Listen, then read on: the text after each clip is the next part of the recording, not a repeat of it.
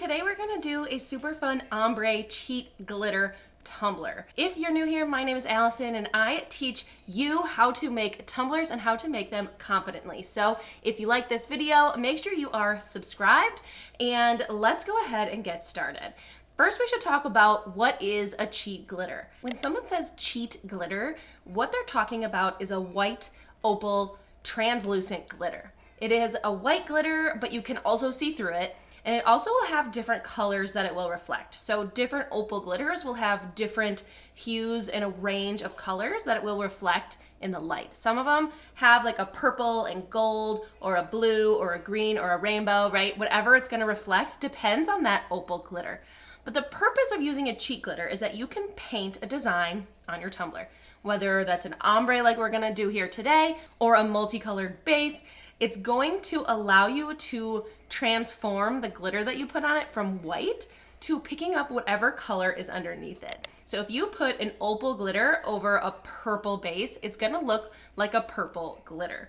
It's a really cool effect and allows you to change up the looks of your tumbler. So instead of using all different colored glitters to make a multicolored tumbler, you can paint your design and then put an opal or cheat glitter on top to give a similar but different look. So today I'm going to show you how to paint an ombre without spray paint and what it looks like when you put that opal glitter on top. All of the supplies I use in this video to make my tumblers are going to be underneath this video, as well as some discount codes. Let's get into the step-by-step.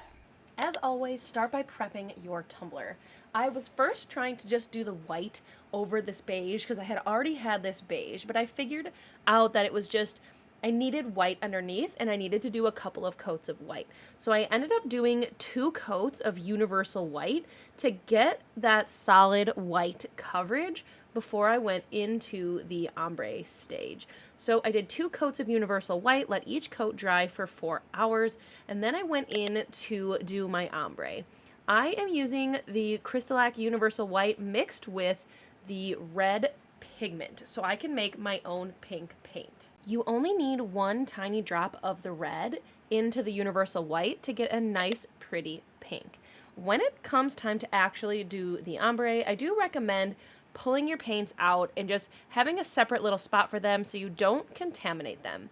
You'll see here in a minute, I'm going to use several brushes, and you don't want to contaminate your current situation. So I'm going to start with the pink. I do like to use these Wet n Wild blush brushes for the ombre. I get these at the Dollar Tree, or you can get them on Amazon. And I am going to paint just about half of the cup with this pink, getting full coverage, especially on the bottom. Because I am going to blend in the middle, I want the rest of it to look how I want it to look, nice and smooth. And I do the same thing with the white. So I'm going to go around the top half of the tumbler and smooth out my white paint. You just want to make sure it looks how you'd want it to dry, because you're not going to paint it anymore. After we get the top half and the bottom half situated, we'll be able to start bringing the colors together. So you'll see me take my white paintbrush, the paintbrush with the white paint, and move into the pink. And then I'm going to take pink paint, go over the pink, and move back to the left to blend with the white. So I went from left to right, right to left, and then I'm going to go back in with the other brush and grab my white and blend one more time.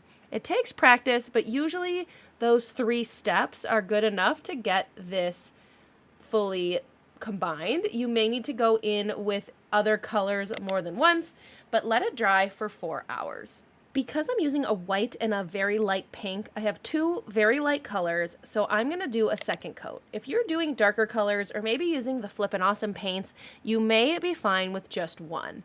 But I wanted to do a second coat, so after it was dry, I basically did the exact same thing. I get my coverage with my pink, and then I get the half covered with white. And then I will go in and blend from left to right. So white in with the pink. I will grab a new brush, blend pink with the white, and maybe go back in and do white with the pink. And you're just going to keep doing that until you are satisfied. You will get better with practice. If your first blend of the paint isn't perfect, don't worry. You will get better with practice. Let this completely dry, and you can see that it does dry a couple shades darker. The opal glitter I'm going to be using is called Opal 1.0 from Glitzy Kreations. And to apply my glitter, I am brushing on my Brite tone, which is how I prefer to do it.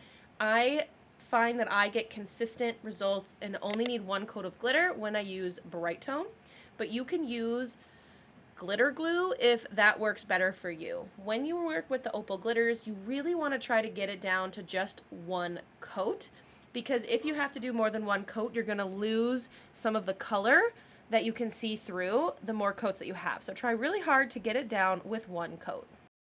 So you can see here that this is just one solid glitter, but we can see both colors because the opal glitter is see-through. We can see both the white and the pink. Let this dry, and we can go ahead and continue on with the process to get this smooth. Just like every other Brite tone tumbler, we're going to dry brush to get off any excess glitter. We're going to seal with our glitter glue. Once that is dry, we are going to flatten it in parchment paper and maybe use a brayer roller to get it nice and flat. And then we will do our coats of Brite tone. I like to do 4 coats of Brite tone. Make sure you keep them thin, and you wait 4 hours in between each coat. Once you do that, you can do your first sand with 400 grit sandpaper. Keep it light pressure. You're not going to get a fully smooth surface at this point. This is just your first sand. Wash it clean with just water, dry it, and you can do your coats of Brite tone again. Remember, we're going to keep repeating that process, 3 coats of Brite tone sand, 3 coats of Brite tone sand, until you have a smooth surface. Whenever it is that you get that smooth surface, I like to use my cup cradle to hold my cup steady. Once it's smooth, we can apply our decal. You can see that weeding this one was not fun, but I made it work. I do love this rose gold vinyl. Once you get your design weeded and ready to go, grab your favorite transfer tape and add it to your tumbler. A lot of people have been asking me lately how I get it straight on my tumbler. I recommend that you stand up while you put your design on, because once you're standing up, you can kind of look over the top of the cup and get it on straight, or you can use parchment paper to get it into place and then hinge it on to your tumbler. Peel off your transfer tape and you are ready for more Brite tone. Once you get your decal on, you can go right into your coats of Brite tone. You're going to do 4 coats of Brite tone over the top of your entire cup, and then you can sand just over the decal. This is a way to get your cups a little smoother faster. Only sand over the decal, and finish up this tumbler with 3 or 4 more coats of Brite tone. I absolutely love how it turned out. Let me know in the comments what you think. And if you want to learn how to ombre with 2 separate glitters, watch the video on your screen.